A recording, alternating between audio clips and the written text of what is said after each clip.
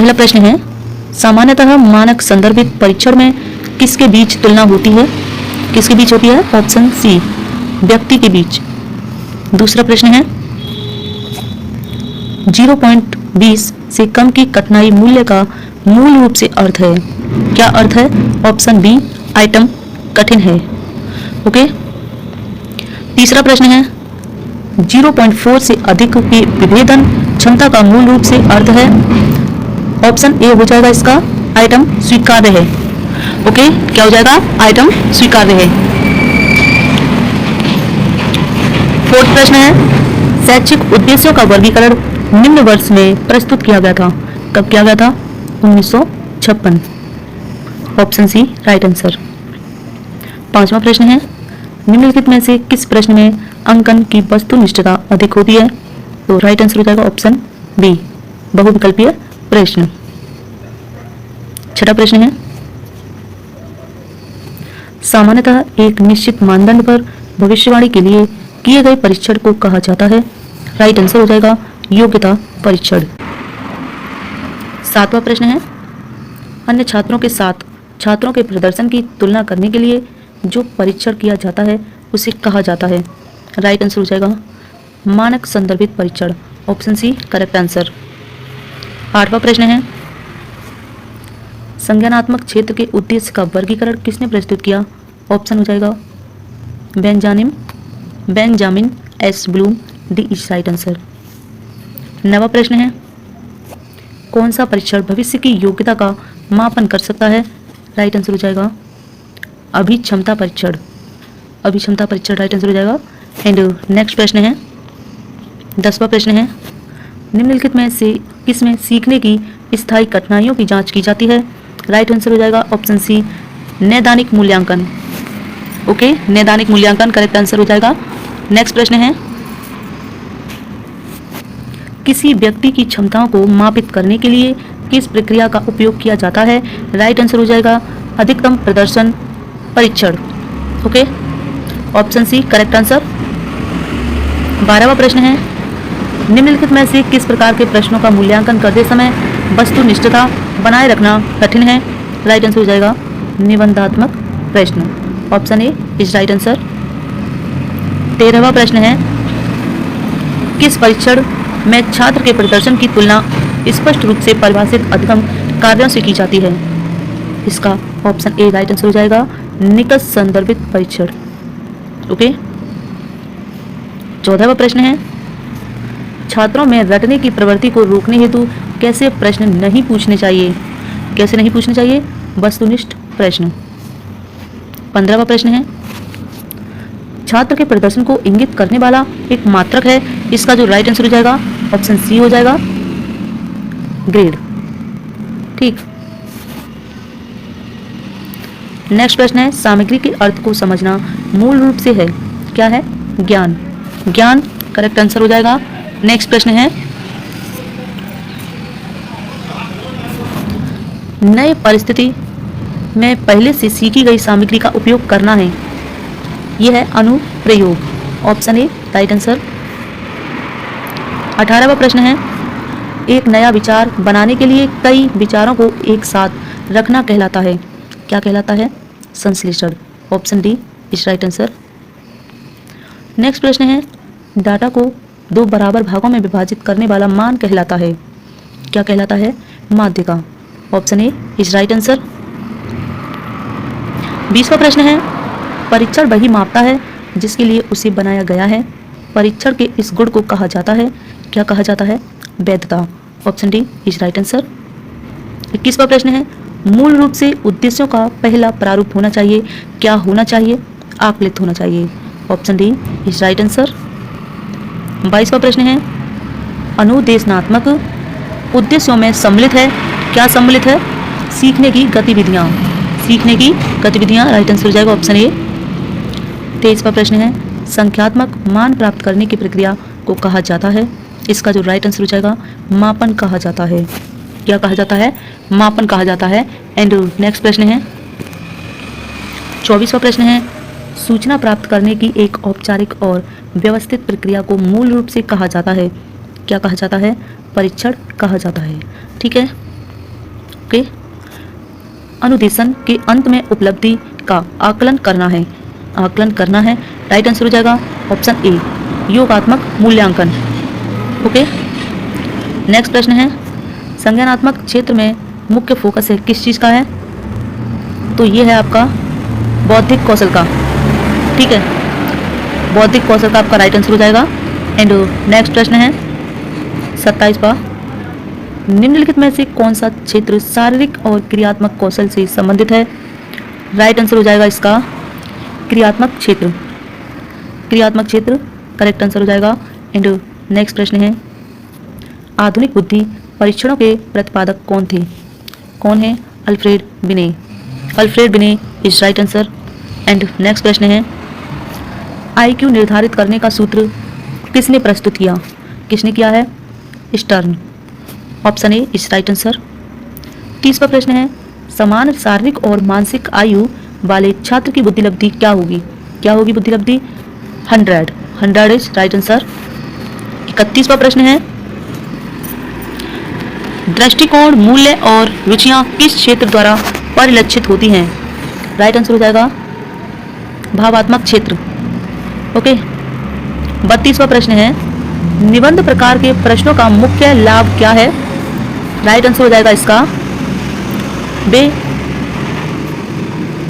वे जटिल सीखने के परिणामों को माप सकते हैं जिन्हें अन्य प्रकार के प्रश्नों से नहीं मापा जा सकता है, यानी कि ऑप्शन डी आपका राइट आंसर हो जाएगा। नेक्स्ट प्रश्न है 33वां, सबसे व्यापक और लोकप्रिय परीक्षण पद कौन सा है? सबसे व्यापक और लोकप्रिय परीक्षण पद कौन सा है? यह आपका बहुविकल्पीय प्रश्न। ओके।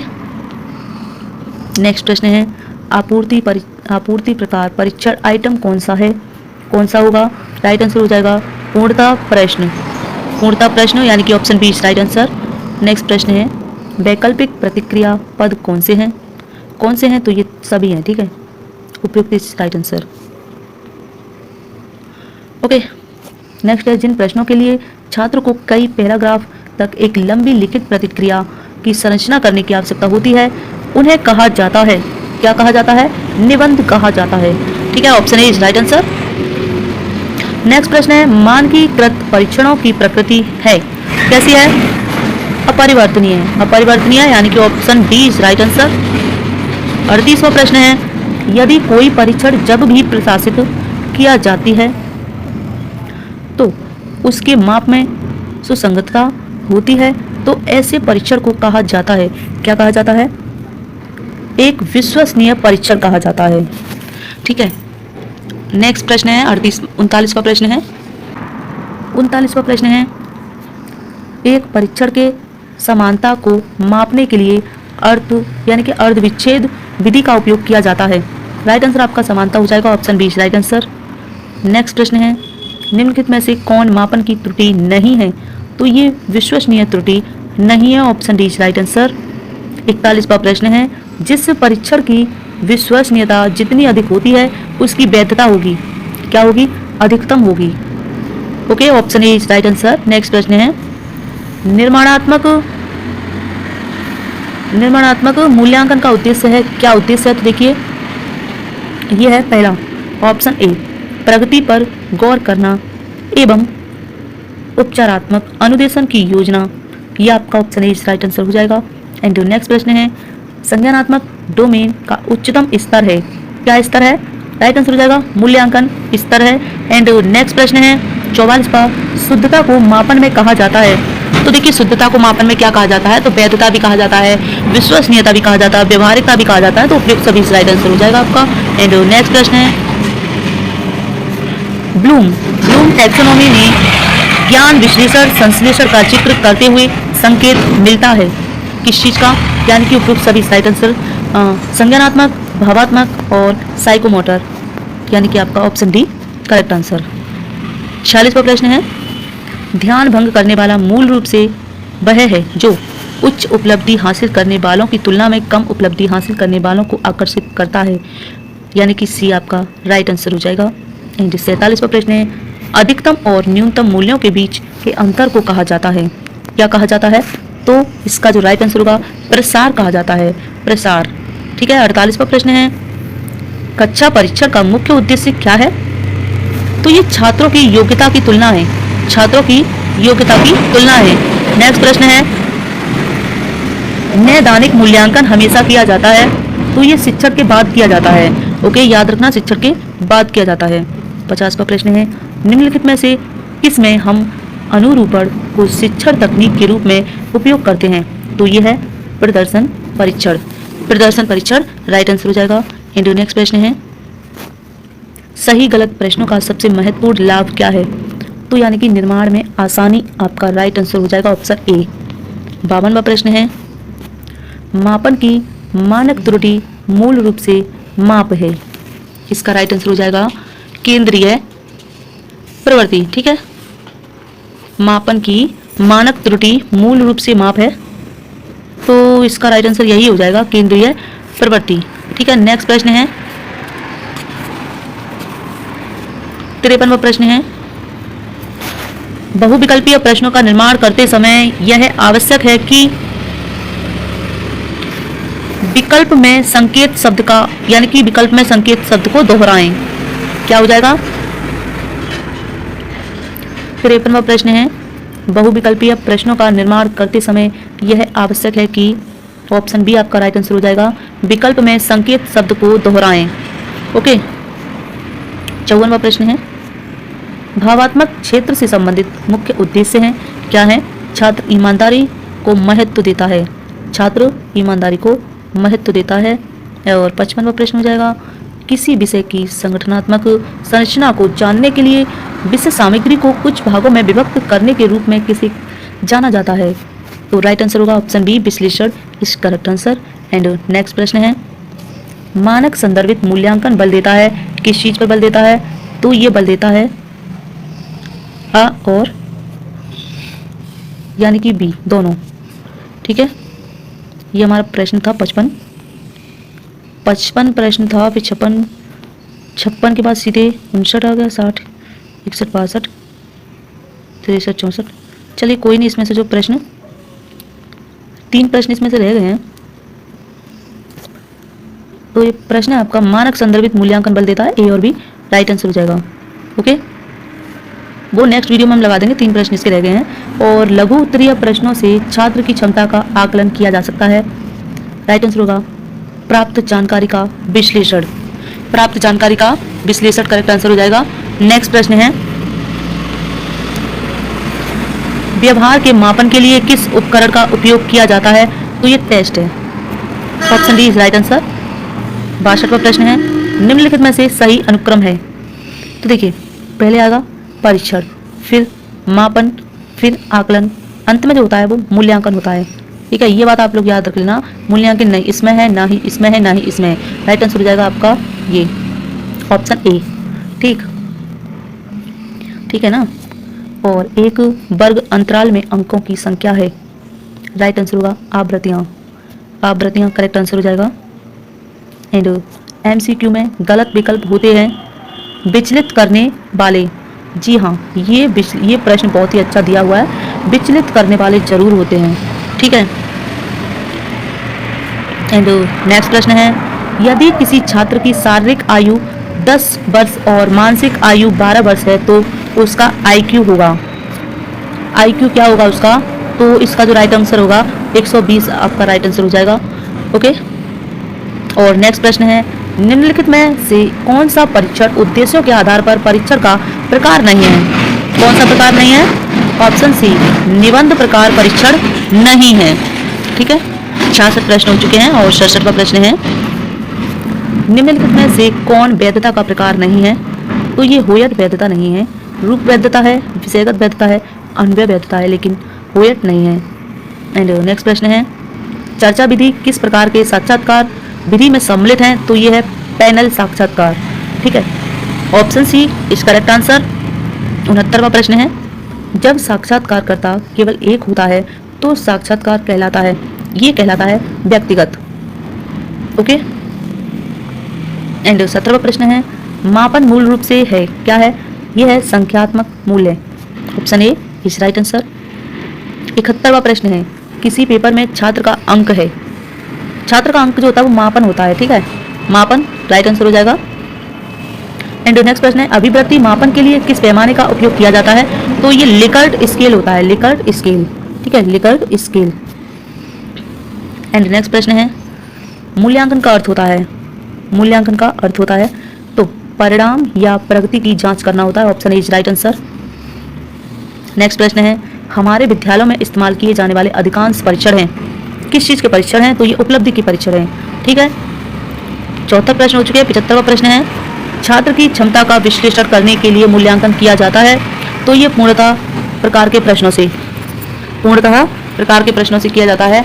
एंड नेक्स्ट प्रश्न है 76वां एक सीमा तक प्रतिभागियों के लिए अध्ययन के परिणामों को सामान्य कर सकते हैं, कहते हैं, क्या कहते हैं?